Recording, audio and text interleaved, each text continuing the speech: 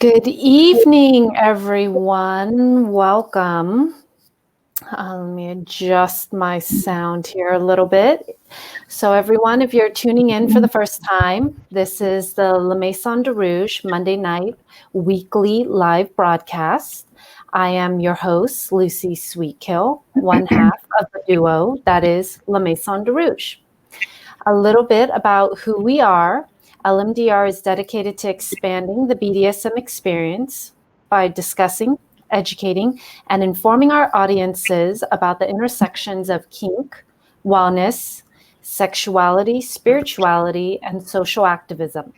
We aim to create a safe space for discussing these topics as well as providing an avenue for our guests to share their stories and experiences. Thank you again for joining us. Tonight, our guest is London-based dominatrix, erotic performer, educator, and owner of Inanna Studios, one of London's largest dungeons. She has been an active member of the kink community for close to 14 years and a Pro-Domme for 5. She is passionate about gender equality, sex workers' rights, and positive sex education. Her approach to BDSM is holistic, kink positive, and nurturing. Please welcome pronoun she, her, Mistress Adreena. Welcome. How are you? I'm very good, thank you. Very, very good to see you again. It's been a little while. I know this year has been aggressive. Unexpected, very much. Well, let me make sure everything is working correctly before we start getting into. Yeah, I think there is a zooming situation happening with. Apologies to everyone, I am a technophobe, so. Yeah, technical difficulties. Maybe it'll Hopefully it will kick in. Yeah, maybe it just needs to get like a little. It just takes a little time. Maybe a little close. It's getting there. Getting there, yeah. Are you on a laptop? Yeah. Are you on a computer? Yeah. Sometimes it likes to do weird things. Let me just double check that I don't have any. Okay. I'm just seeing if I actually have anything that I can do. But anyways, maybe actually my sitting back seems to. Am I more in focus now? Anyway, it doesn't. You can hear me. You know I'm here. It's fine. All right. So first question for any new guest is your origin story. How did you get to where you are now? How did all of this happen? Becoming a Pro-Domme, owning your own studio, all the things that we are not taught when we grow up, right? We're not, no. And it was not a direction, I think, if you'd asked me when I was 18 years old, that I would have ever expected that I would be going down. It wouldn't have crossed my mind. No, I was obviously kinky from very early. I first started exploring kink at 16, was going to fetish clubs at 17, but would never have crossed my mind that, I'm sorry, I'm losing my voice, that I would be pro-domming, I don't think. So my story, and I'm sure like most people's, is quite long and convoluted. I've had many lives and all very different. So grew up in South London as a very shy, quiet, introverted child. Discovered kink the first time through, I used to bunk off school and go to Soho and just rifle through all the fetish magazines, and then heard about things like Torture Garden, and it captured my imagination. Bought a latex dress, 17, went to TG, and as soon as I went through the doors, it felt like I was home. As a very shy teenager, it was kind of escapism. It was the one time I felt like myself. Oddly enough, when I was completely away from everyone that I knew and grew up with, and when I was wearing no clothes, I felt more confident and like myself than I did in normal, kind of vanilla world. So it was a huge escapism for me, and it was a way for me to kind of discover myself.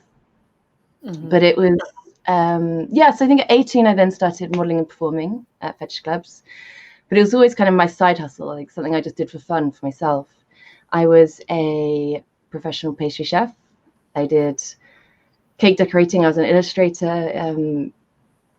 I did a lot of work in a short amount of time, but it was always something I did on the side. And yeah, it was only about 5 years ago that I went pro, and that was after, through being a pastry chef and, you know, having a low-paid job, really having to work to make ends meet, I started doing foot worship parties, you know, which are like the foot equivalent of a strip club.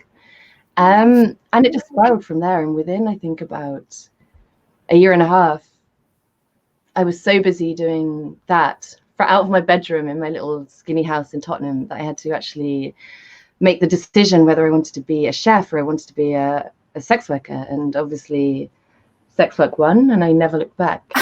And yeah, completely altered my life course, but very, very positively for me. I think I didn't really discover who I was until I started being it and like living it. And I learned so much about myself through doing it. But it was a very long, convoluted path to get there.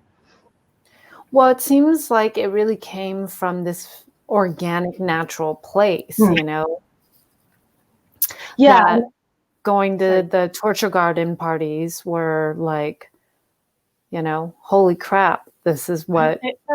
Yeah, I remember the first time I was there, and I remember walking through the door, and I remember it so viscerally, like seeing a man to my right, to my left, and he was wearing a gimp suit and a hood, and I remember making eye contact with him and him smiling at me, and just looking around the room and it being a lot of older people of all different kind of genders and sexualities and sizes and ages, and being like no other normal mainstream club I've ever seen. And I remember thinking, like, I'm home, like I found my people, and going every month after that. And obviously I was a 17-year-old, so I was still at school, and so I'd be going like on my Saturday nights after school and sleeping on Waterloo platform, waiting for the first train home back to my parents' house.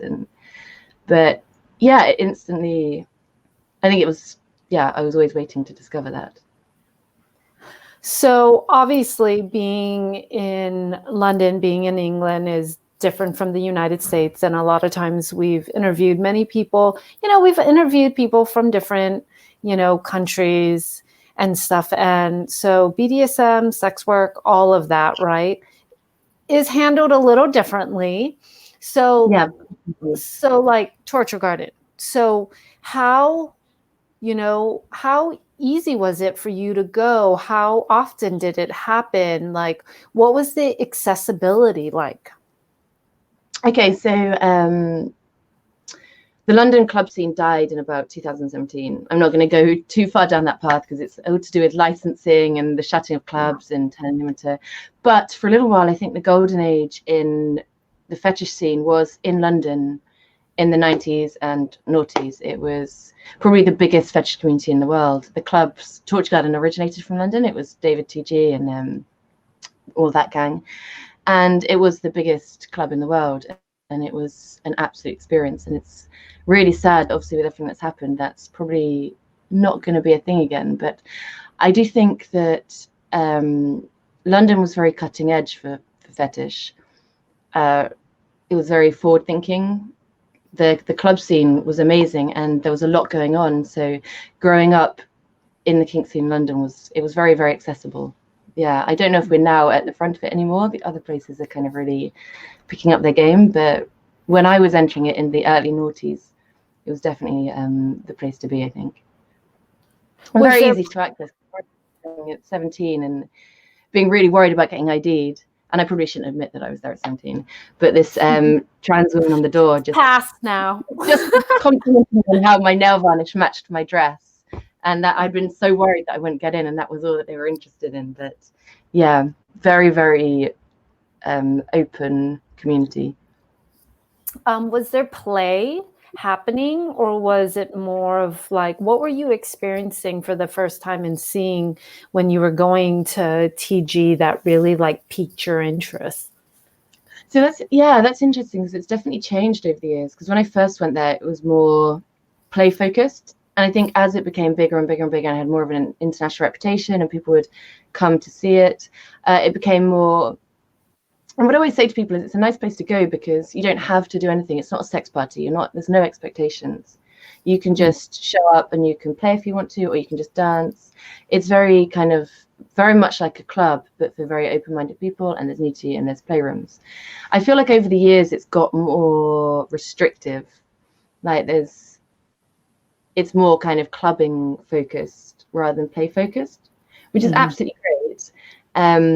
But it's got a bit more kind of controlled. Like you're meant to go into a playroom to play and you have to queue up, and it's such a British thing that you have to queue to go into a sex room that you can't get more British than that, can you really? When I went, it was more about, it was the kink, but also the community of kink. So just getting to meet like-minded people, getting to explore fetishware, the dungeon rooms. So there's rooms where you can actually explore impact play and corporal punishment and that sort of thing.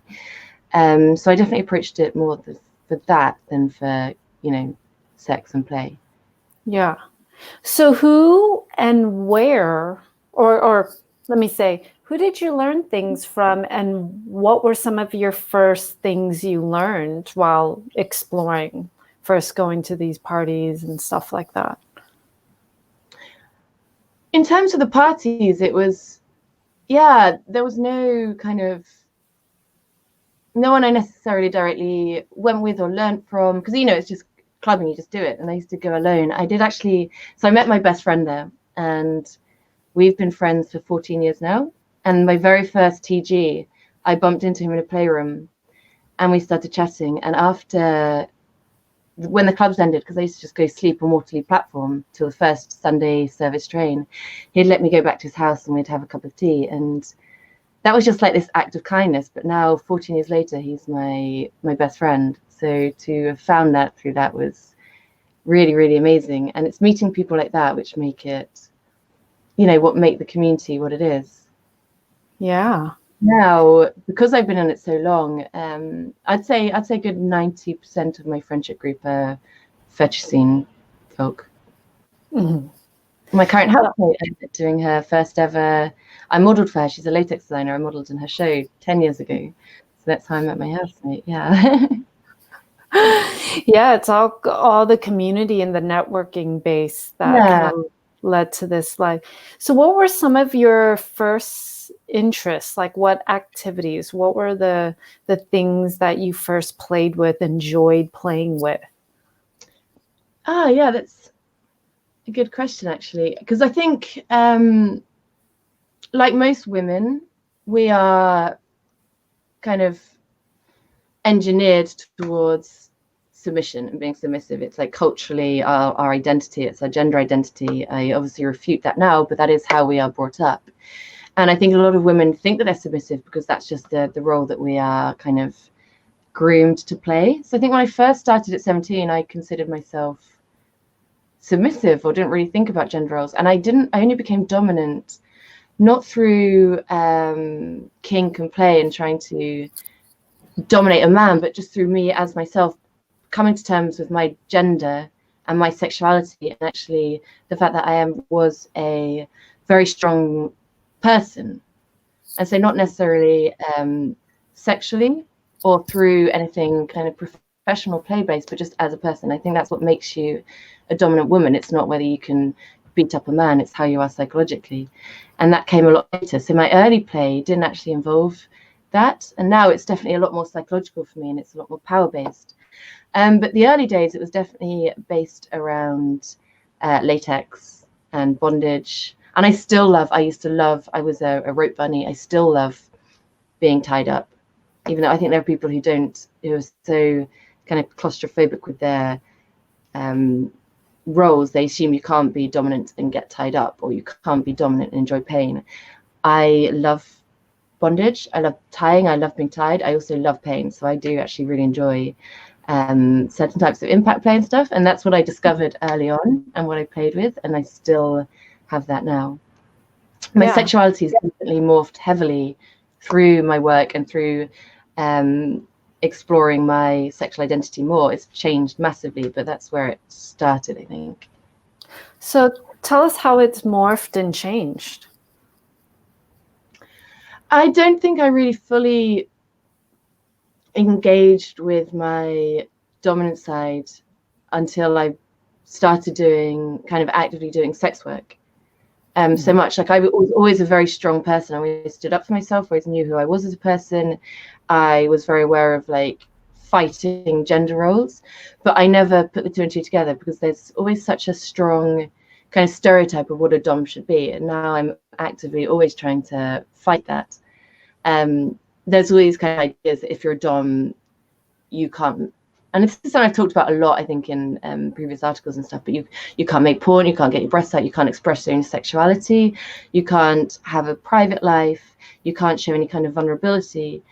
And I actively refute that, because I think if being a dominant personality is having a dominant personality, it's being, your kind of sense of self.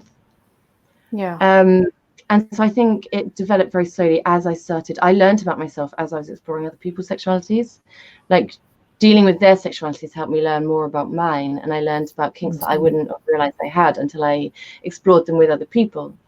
And I didn't realize my kind of understanding of psychological play and power play developed as I kind of explored it with people.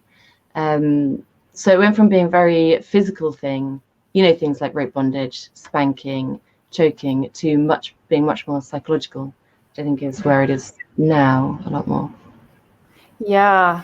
I think we learn so much from the people we play with and vice versa, right? Like the more you play, the more you get to know different personalities, different subs, different motivations. It really expands your understanding of kink and BDSM because everyone brings in so much of their own experience. And I think I've learned the most through my subs, Absolutely. Definitely. Yeah. So would you consider yourself a switch? No, definitely not. Particularly, and it change with genders, but with men, no. I find it very, very hard to submit to a man on any level. And I think it's my being an ardent feminist, sick at this point of having to kind of soften your personality, accommodate men, placate their egos, spending your whole life growing up like that. I grew up with a sister and a brother, and it was always girls set the table, girls help me with dinner. And as a strong woman, I got to the point where it was like, the boy can set the table, like why? So I have a natural aversion to submission to men. It drives me out. But sexuality is confusing, and I think that I try never to try and put a label on myself or others, because we don't fit into boxes. And like I said, I'm dominant, but I do like pain. But I like to be in control of what pain I get and who gives it to me. And it will only be in a position with trust with someone that I want it from. And it's not me submitting to them. It's not me allowing them to hurt me. It's me wanting something and then helping me to have it. I am dominant, but I have an objectification fetish. I love objectification. I have to objectify others, and I love to be objectified myself. Like sexually, I love objectification. I don't think that makes me weak, because it takes a lot of, bravery and strength to be able to put yourself in that position. So I think people can be so rigid with their labels. But with women, it varies more. I'm definitely more, I wouldn't go so far as to say submissive, but I like to play on an equal plane with women. But with men, no, I do think I have quite an aversion to submission. I definitely see that. Understand myself, and then I just think with your sexuality, don't try and understand it. Just celebrate it and go with it, because you can't understand it. There isn't a reason for everything. It wasn't necessarily because of something that happened to you in your childhood. It wasn't because of something you ate. It's you are what you are, and you will drive yourself mad trying to understand it. So don't necessarily try to understand it, just accept it and celebrate it. I agree. There are certain things, nature, nurture, who the fuck knows sometimes, right? Like don't fully know. You just like, how do you want to express yourself sexually? Are you doing it consensually? Are you doing it in a way that you're not hurting other folks, without consent? Yeah.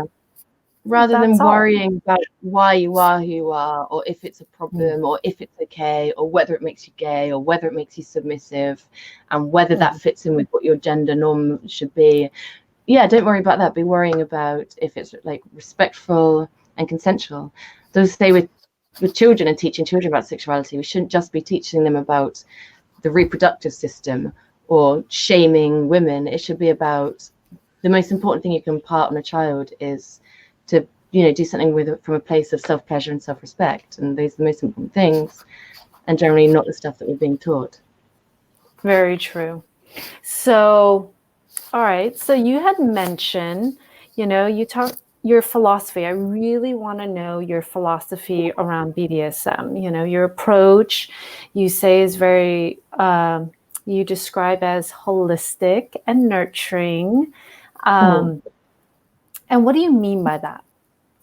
So, I mean, a lot of people say, and I completely understand what they're saying, that it can be therapeutic. Because for a lot of people it is. I think when you're with dominatrix, it takes a certain amount of trust and intimacy, and they're telling you things that they can't tell other people, and they're experiencing something that maybe they've spent their whole lives wanting to experience.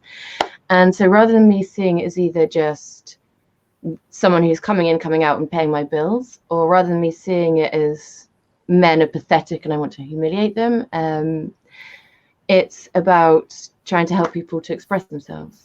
And like I always say, is, the antidote to shame is empathy. And for what I want to do, my goal is to try and help people to accept who they are, and not just accept it, but celebrate it. Yeah.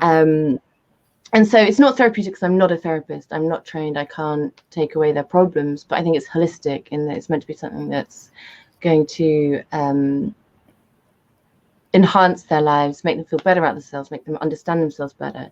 And it is a deeply, deeply psychological thing. And my pleasure comes from, if I didn't do this, I would potentially want to get into therapy or something. My pleasure comes from other people's pleasure. Eroticism, I'm a deeply sexual person, and also in like helping people. And so I think it can be holistic, and I do create very strong bonds with my subs, and so it's nurturing. I see them as my babies. So yeah, that's the approach I take to it, and it's something I've always struggled with because I get a lot of I grew up cripplingly shy, like really awkward, introspective child. And I do get people a lot saying like, you're too nice to be a dom. I don't think you're actually dominant because, you're being so nice to people. You're welcoming people into your home. You're like saying that I'm not dominant. And it does make me second guess myself and question myself. But for me, dominance isn't about treating people like shit or always having to assert power over people. It's about having, that's inner strength and psychological play. I love to play with men. I love to fuck with their heads and get inside them and own them. And I think you can still be a softly spoken woman and do that. But there is ways, if I'm very, very honest, I do have moments of self-doubt where people are always telling me that I'm too nice or I'm quiet, or they don't think I'm really dom, but fucking try me. Yeah, I think it's bullshit, right? Because like I don't yell in my sessions, and some people are just like, can you yell? I'm like, no, that's not how I play.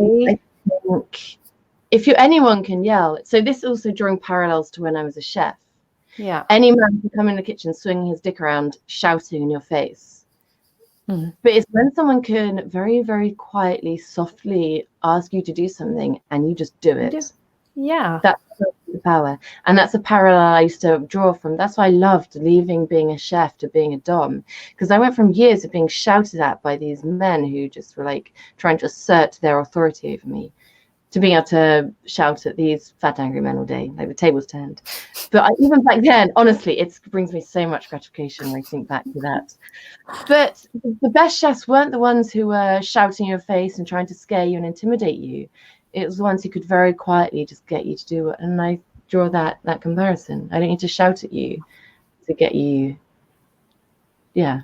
Yeah, I believe power and control are about subtleties, not this like aggro, the loudest, the loudest person in the room situation, which many people misconstrue.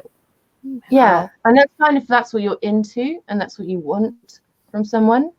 But if that's what you're just doing as a way of trying to show that you're dominant, that for me doesn't work.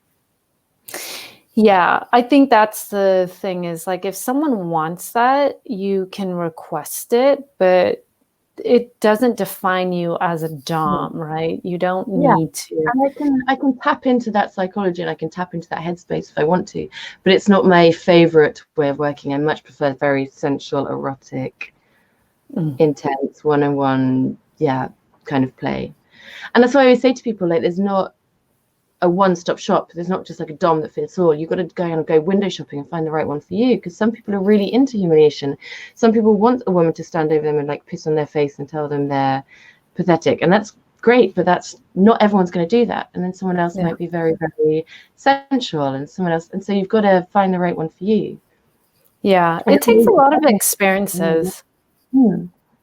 Yeah, it's not a one experience. Like, that's the unfortunate thing too, especially with newbies, and maybe this is something you've seen as well, Adreena, is like, I think sometimes with those who are new, they see someone once, and if the experience wasn't that great, they're just like, oh, well, it's just not a good thing, And I'm just kind of like, that's like going on one bad date and think dating is just shit all around, right? Well, one of my life mottos is try everything twice. Because the first time you're not going to like it. The first time you're going to be, and okay, mostly that expression is for anal, but it can be like try everything twice, maybe 3 times. Definitely don't be put off by a bad experience. Just learn from it. Yeah. And I think, see, both of you, you and I connect a lot because we're also very big foodies, which we've spent many times drinking and eating together. And I think we relate it a lot to food and taste, right? You have all these ingredients that can be done in so many different ways, and you may try it one time and you may not like how it was prepared that one time. Does not mean you don't like that ingredient or that dish. What I say about people who don't like fish. When people are like, I don't like fish, I'm not even had it cooked properly. Yeah. And that's true. You had it cooked right for you. So that's a brilliant analogy, which I've not heard before, but absolutely, nails it. Yeah, and it's like, you've also not had every fish possible, right? There's so many different styles of making fish. It's just one ingredient that can be done so many ways, and every country has ways they do their fish, and and it's like, it's about exploring and finding it, compared to like, I want to know what you're allergic to, which is your limits. It's not about like what you've tried or not tried. I just want to know, like, oh, are you allergic to this? I just want to know your real baseline hard limits. Outside of that, it's all about exploring, and it's going to change over time. So it definitely does. It's like, exactly like, we can carry down the food analogy here. It's like heat and chili. Usually when you first experience heat in food, you don't like it, it's too much. But the more you eat it, the more you become resilient to heat, and then you need more and more and more heat in your food. Like, I cannot eat without putting hot sauce on my food. Like, it's not food if there's not hot sauce on it. But your palate changes. And I think it's the same with kink. Like, when you start off, you're like, oh no, I wouldn't try that, I'm not into that, I wouldn't go there. And then I have so many subs who've been like, oh, I'm never going to try that. We can do this, but I'm never going to go down that route. 8 months later, they're like, you know what, we should try, and then they go there. So that's actually very and it's the same thing with stuff when I started as a baby dom, where I was like, I'm not going to do that, but I'll do that. And then over time I'm like, no, fuck it, I'm definitely doing that, I want to try that. No, I won't try it now. Yeah. It's like trying things and then knowing after a while, like, oh, like I'm not a fan of abalone. I've had it a million different ways, different chefs. Yeah. It's just, My landlord's an abalone seller, and yeah, I'm just not a fan of abalone. It's a textural thing. I've had it from top chefs. I've had it in many different countries. That for me, but I've tried it multiple times to then be like, no, like I think it's important to do that. Oysters, and now I was like, no, I'm gonna, and I've tried them enough, and now I love oysters. Yeah. But I think it's mostly because I like them, when you get a little bit of hot sauce and pickled shallots, and I love vinegar and I love heat. So as long as there's a ton of vinegar and shallots and hot sauce, like get them in my fucking face. But I used to feel that way about oysters. Yeah, I think we all can learn to, like, we can change our minds, our sexuality, our tastes. They're always evolving. Yeah, I think that's something that's important to know as well. And your sexuality is fluid. It changes. You don't need to commit to anything. And one thing I really respect about my mum, when I was like 15, she said to me, you can love a man, or you can love a woman, or you can love a man and then you can love a woman, and then you can go back to loving a man. That doesn't make you straight, and it doesn't make you gay, and you at no point even need to decide. And that for me always helped me, because I never had any sexuality issues, and it's true, and it's with that with sexuality, it can change. One day you can be submissive and you want to try anal play with a woman, and then the other day you can actually decide, no, I just want to do this with my partner, and you don't need to ever commit, and it's not permanent. It's like consent. It can always change, and you never need to feel bad for changing that. Oh yeah. Yeah, nothing, it does not have to be permanent unless you get a tattoo, but that's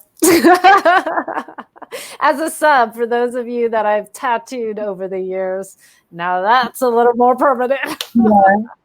But also still can be removed. So well, so where do you find, so what led up, kind of on that same vein, but a little bit of a detour back into what we were talking about, but what led to you opening your studio? I think the fact that I have a very strong aesthetic. Like I said, I went to art school, got an illustration degree. I've always been a very creative person, and I have my own aesthetic, and there was a multitude of reasons, but predominantly, none of the places in London reflected my personal aesthetic. A lot of them they're all very dark. Everything's velvet, lots of dark wood, dark lighting, like purple strip lights. And none of that reflected my personal aesthetic of what I wanted and so I didn't feel like myself in them. I was like, a lot of them looked like they'd been there from the 80s and they hadn't changed since. A lot of them, you went in there and when you touched the surface, it was sticky. And you were like, I don't know, I don't even want to think about what is now on my fingers. I'm an ex-chef, and there's lots of transferable skills, and luckily one of them is hygiene. You're very, very, very clean. So to go into a space where everything is sticky and you don't know who else has used it. There was also how difficult it was sometimes to book. You can always book a studio in London. Just the economy of time, having to travel to one. So there were all the kind of boring details like that, but mostly it was the fact that I couldn't find someone that reflected my personal aesthetic and my style, and I felt a lot of it was very outdated. And now I look back on it, I think I'd been a dom for like 3 years before I opened Inanna, which when I look back on, I'm like, oh my god, what the hell were you thinking? And I remember at the time, after I opened it, I didn't sleep for about 2 months in just fear, like, what the fuck have you done? But luckily now it seems to have worked out. Yeah. I love her. It's going well. And it feels like my space, it's very much my space. But that was predominantly the reason that I felt that I had to do that. And it was always a goal, but it was definitely a pipe dream. And it was something that I thought would be a pipe dream for another 7 or 8 years. I didn't expect to do that so fast, but it was getting difficult trying to rent places. And this place, it was 3 minutes from my house, and I've always kind of eyed it up whenever I walk past it. It had been occupied for 8 years, and then suddenly it went on the market, and it had been was available, and it was 3 minutes from my house, and it was beautiful, and it was what I wanted, and I was like, this is meant to be. And I'm quite a spontaneous person, but almost like white witch vibes. When I know something's going to happen, I know it's going to happen. I kind of preordained it and I know it will work out. And so when I saw it, and I was like, this is it. I went to the bar next door, and my favorite bar next door. So that's also, I think, a sign. And I went there and I had a drink. And I phoned the landlord and I was like, I'm taking it the same day. So yeah, I'm very spontaneous, but spontaneous in a quite responsible way. Yeah. I knew it was going to happen. It sounds like you're very intuitive in the sense that you're very in tune with yourself of knowing like, okay, this is right. So very much so. Yeah. Mm-hmm. I feel like I have that sense too. Yeah. Mm-hmm. It's just like, okay, I know what I want. I'm patient. And when it happens, it will happen because I'll know when I see it or sense it. Right? Yeah. And like I said, I'm not a spiritual person. I know not many people say that, but I do have slight white witch vibes. And when I want something to happen, it tends to land in my lap. And it's not good luck. It's just, I feel like I almost like manifest things. Or when it's meant to happen, I just know. Yeah. So I'm not complacent with things. When I think that there's something's right for my life, I will follow that instinct. Because I know that it's come from kind of a place of preordaining it and also logic and hard work, and they all come together. And so touch wood, it survived 2 lockdowns. We're currently in full lockdown in London right now again. So Inanna is that again, but she's still there. So that's good. Well, I mean, it's smart right now. The US should definitely be listening, but we aren't. So we're hopefully we have a difference. We are our leadership. Well, you had some very, very good news the other day. So very happy to. Well done, America. Yeah, but let's see how we get to the transition time. Oh yeah. I think the next few weeks are going to be a roller coaster. It's going to be, Yeah, that's why I flew on election day to Palm Springs, so I'm kind of hiding out here for a little bit. I'm so jealous. Yeah, I was like, I gotta go. If there's bad news, I'd like to drink and cry with my friends. If there's good news, I would like to drink and cry with my friends. Yeah. Same thing. That's exactly what I did. Honestly, that night was like euphoric for me. When I heard the news, I'd been, the Politico website, I'd been refreshing my phone every 20 minutes for 3 days, watching what's going on. And then I remember the moment I refreshed and it said that, and I just cried. And then I opened champagne. It was a really, really good night. Very much. It was a funny, I think the world was definitely watching. The world was watching. And it impacts on all of us. So even if it didn't, because I have so many people out there I love and care about, I cared for all of you, but it does impact on absolutely all of us. So the world was watching. Yeah. But I'm very proud of you. I wasn't sure. I really wasn't sure what way that was going to be. Let's hope it still, I mean, it's a divided country. Anyways, we'll get off that subject because that's a depressing subject. So I wanted to open it up to questions because I feel like we're going to get a lot of questions before, so for those of you watching, feel free to ask your questions respectfully, thoughtfully, and I will bring it up on screen. In general, I want all of you to look below. We have Adreena's website, Instagram, Twitter, OnlyFans, and AVN. So feel free to follow, sign up, subscribe. We do have a question that has been brought up. What words of wisdom would you offer from this point in your pro career to your baby dom self? That is a good question. Because I think there's a lot. I think most of it's self-care based. I think one of the hardest things about our work is protecting yourself. you have a lot of really wonderful experience. Like for me, predominantly wonderful experience and wonderful subs, but you do put yourself out there to the world, and you need to protect yourself. And burnout in sex work is a horrible thing, and it's very hard to come back from.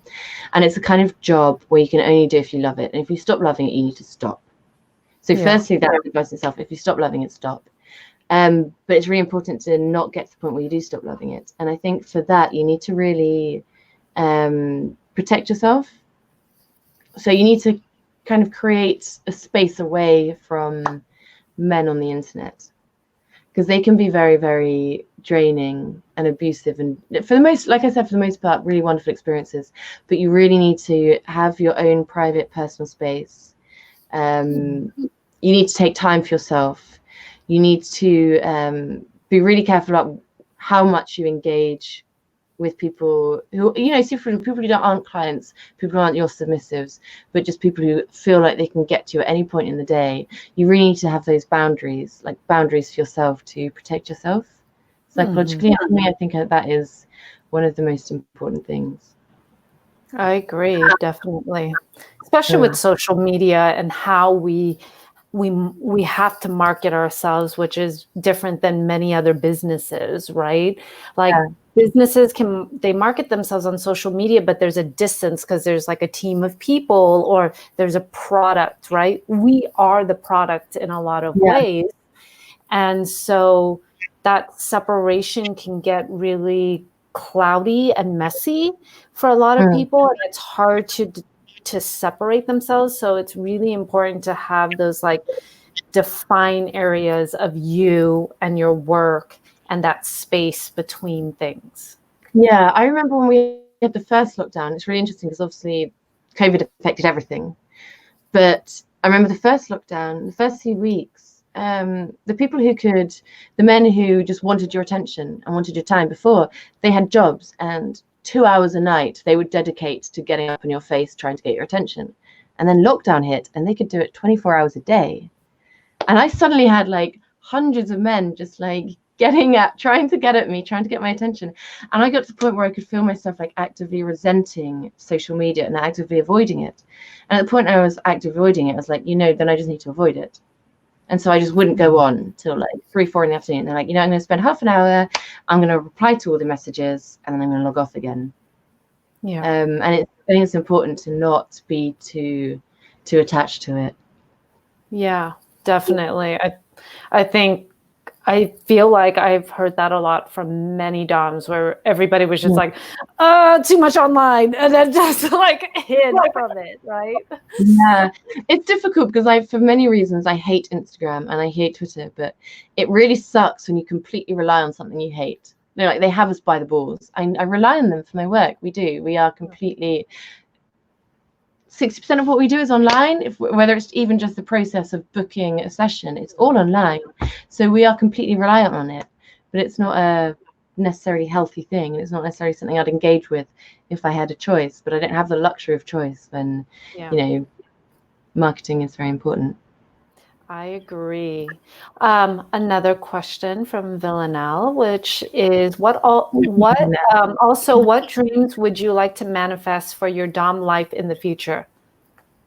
Okay. So one thing I've always dreamt about, and it's a big one. It's kind of it would be a big investment, but then I'm the sort of go hard and go home person. So I'm not saying it wouldn't happen.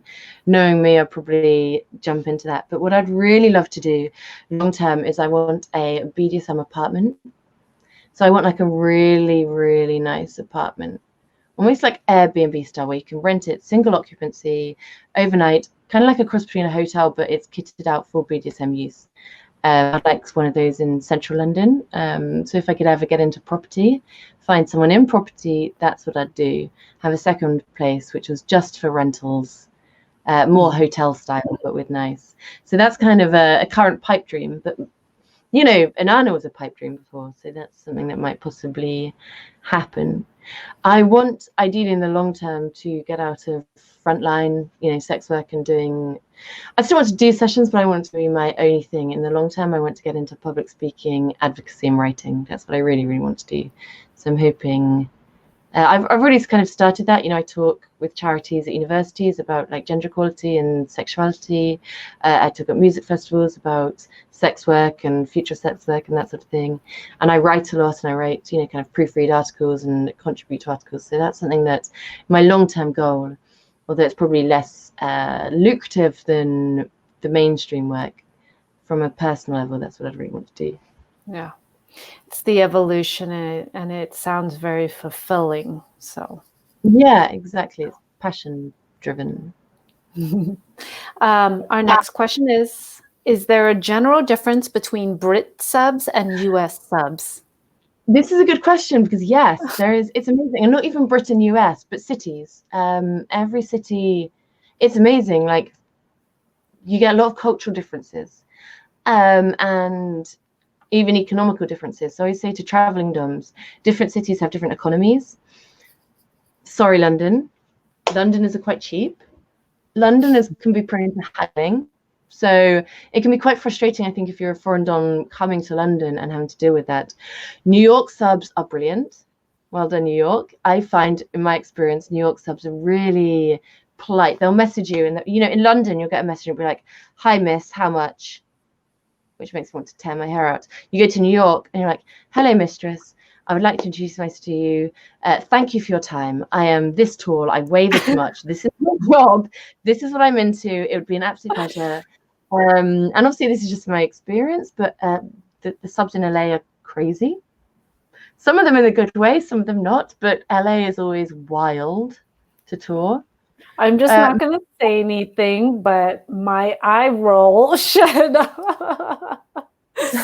LA subs, I'm just gonna eye roll that one.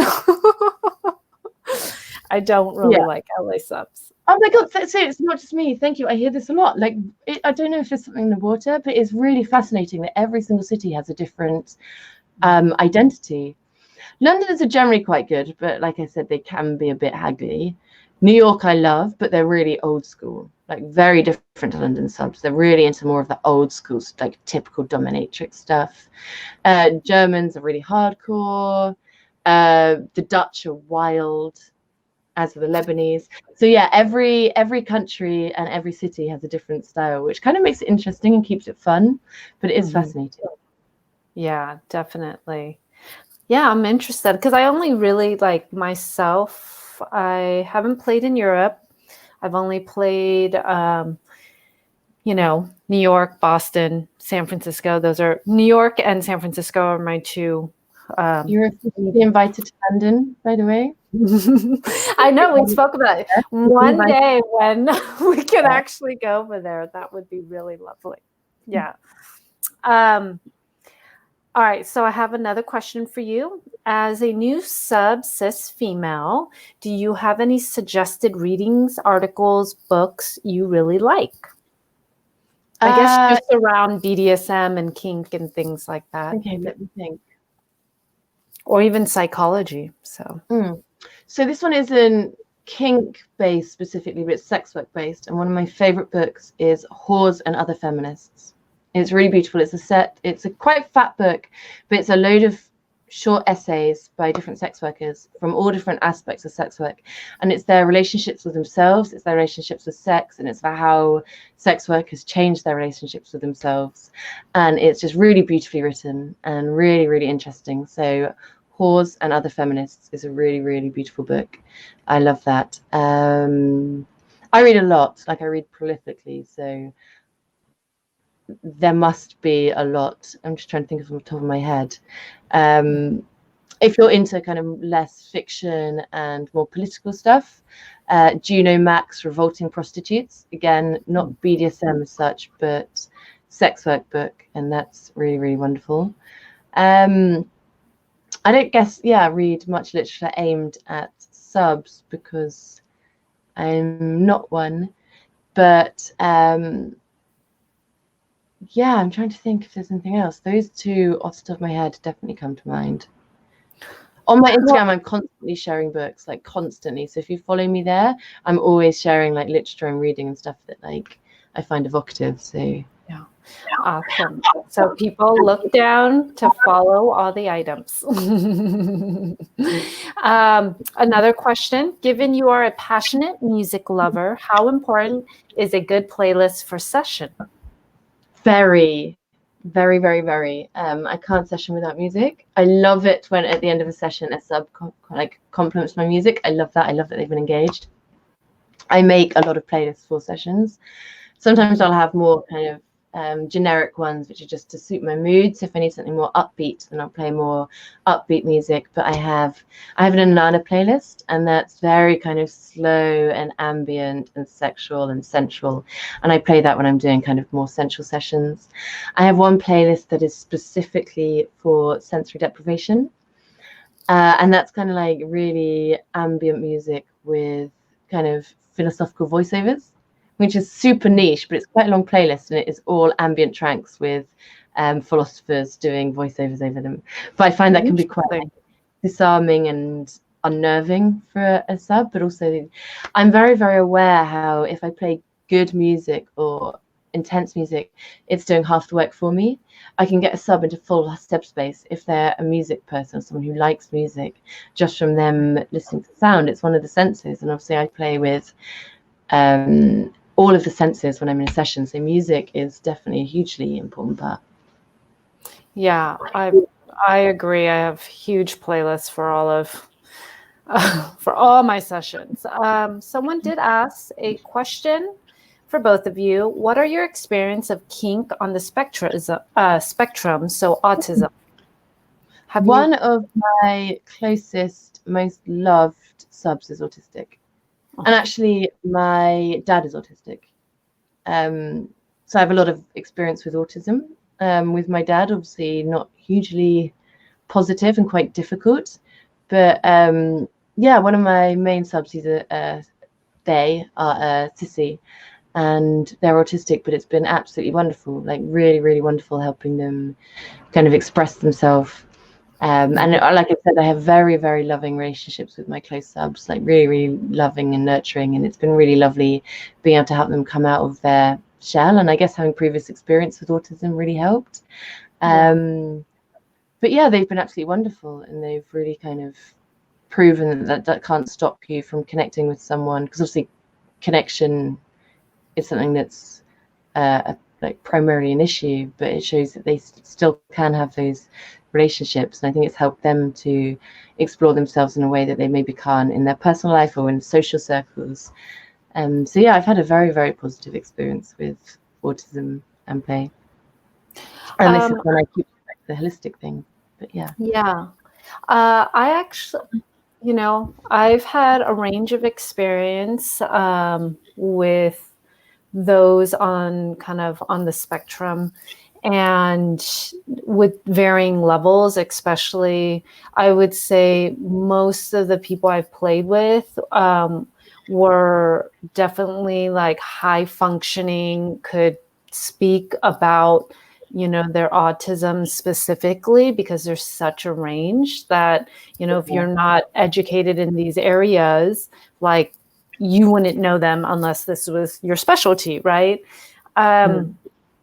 I find that a lot of people on the spectrum actually tend to be kinky, because it's another way of connecting without the pressure of these overly nuanced like ideas of flirting and sexuality that sometimes get lost for those who don't notice those details, and it's much more clear and easier. Like, here's the thing I want to try, and here's the thing I don't want to try. And so the layout tends to be a little more easier to grasp for those. But again, my experience is mostly with higher functioning folks who have, autism that is specific to, their themselves. So it's more about a conversation. In regards to low functioning, where maybe the idea of consent can't really be had, depending on their level And so I can't really speak to that. So my sister is actually a teacher who works specifically with those on the spectrum. So we talk about this a lot. Yeah. Ironically, my mother is a autism specialist. married to an autistic. Yeah. Good work. But yeah, and I think also, you know, a lot of my screening is done entirely intuitively, and it's based on my interactions with people online and how they first contact me and how much I can engage with them. And so there is the potential, like this person, we first engaged in a phone conversation and it was great, but there is the potential that maybe some autistic people wouldn't get through my door. And I feel bad about that because it's based entirely on my first interaction with them, my first experience of them. If they're maybe not so good at communicating, I might say thanks, but no thanks. I think maybe people further down the scale, maybe if they said to me from the outset, I am autistic, these are going to be potential barriers or issues, I'd be aware. But if I wasn't, I just think that maybe I couldn't communicate with them, I wasn't getting anything from them, and therefore they wouldn't. So maybe that is why I've only had usually positive experiences. Yeah, I think it's really hard to say. Like, I think offering different avenues for communication can really help. Like, you know, oh, well, let's do a paid phone consultation, right? Yeah. But I think there's a lot of technology that are barriers in general, and without being I think it is difficult because we're not knowledgeable and we're also not working as teams, right? It's not like you have a group of folks who can be like, hey, we need to address these certain disabilities that, you know, are going to be like with using like your phone or something like that. Like people, there are teams addressing accessibility, right? While we as individuals don't necessarily see or notice those things because we're one person doing all this work. So it's hard to make everything just 100% accessible in a lot of ways. And I think it's an ongoing conversation around accessibility too. Yeah, so I guess it's important if you're capable of and you're able to if you have anything like that, to be upfront about it and honest, so that we can then work around it and try and accommodate it rather than having to guess, you know? Yeah.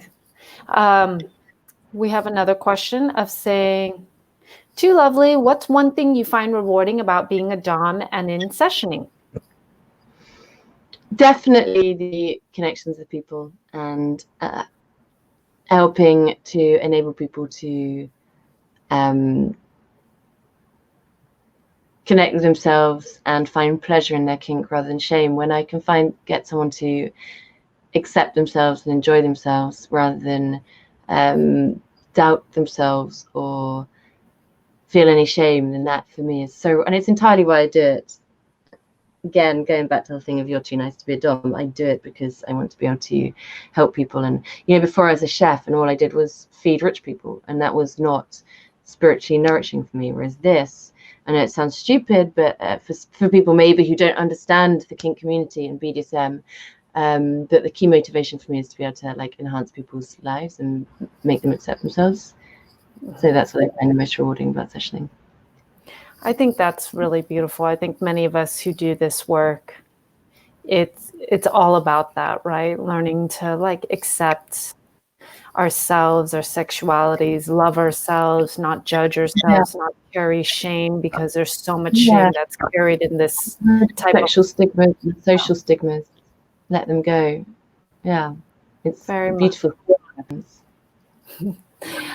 Someone asks, thoughts on TG versus the rubber ball in days gone by? I mean, there were just two events. They were two very closely aligned events, really. I'm pretty sure TG did an event on the weekend of the rubber ball. But it's not really comparable because rubber ball was once a year. Torch Garden was a monthly thing, and often it was the same people. So I enjoyed them both very much. Yeah. If I had to choose, it would be Torch Garden because that was like, you know, it felt like a social scene. Whereas rubber ball was more of an event. So if I had to choose, I would choose Torture Garden. It has a place in my heart, obviously. We're going to take this as our last question, which is, Adreena, love your artwork tattoos. How do you select artwork, and does it have special meaning? Firstly, thank you. I appreciate that. And secondly, for the most part, no. So with my peacock on my leg, and actually all of the others, so I've just started a back piece, which goes from my neck to, it's meant to be a back piece, it goes to the back of my knee now. I just trust, I'm very cavalier with my own body, very cavalier. And when I went into my tattooist, he was just like, oh, I'm just gonna, should I do this? And I was like, yeah, cool. And until the day that I went in to get it done, you know, it takes up part of my body, I didn't know what I was getting. Tattoos to me are more that I get bored easily, and I just feel like I need to be more comfortable, like colourful. I felt more like myself when I have stuff going on in my body. I felt like I was as a creative person, expressing myself better, but they didn't otherwise for her, have any significant meaning. I'm not the sort of person that feels like I need to assign meaning to all of my tattoos. For me, it's more of an aesthetic choice. The only ones that have any meaning are the little tiny ones on my hands. I have woman and female on my knuckles, and then on the inside of my hands, I have mama tattooed on that hand and boss tattooed on that hand. So that's just to, remind everyone. Just in case. I have 23 tattooed on my wrist because I live at number 23, and that's my house family, like my chosen family. The people I live with, they're my family, so it's them. But the rest of them are just color, and because I'm easily bored. Yeah. Sorry, wow. Uninspiring answer, but honesty is the best policy. Not at all, I think that was wonderful. I want to first thank everyone who joined us and for the wonderful comments that you guys were putting out, for the amazing, respectful questions. I want to thank Adreena for joining us, especially because what time is it in London right now? Yeah, so we're very what the whiskey was for. But it was an absolute pleasure. It was just really good to see you. Thank you for inviting me, and lovely seeing you. Yeah, so worth it. And I don't have a job right now. I don't have to get up in the morning, so it's fine. Yeah. All our time zones are all messed up right now. But, thank you for joining. Thank you for sharing with us your journey and your BDSM philosophy. For those of you who if this is your first time ever watching our Periscope, if you see below, if you love what we do, please, join us on our Periscope to watch our other episodes. I think we have 200 of them plus right now, so you can go back and watch a ton of them. We are moving a lot of them over to YouTube. We have a YouTube channel under La Maison de Rouge, and if you want to support us and also get fun goodies, please join our Patreon, which is down below. Outside of that, Adreena, is there anything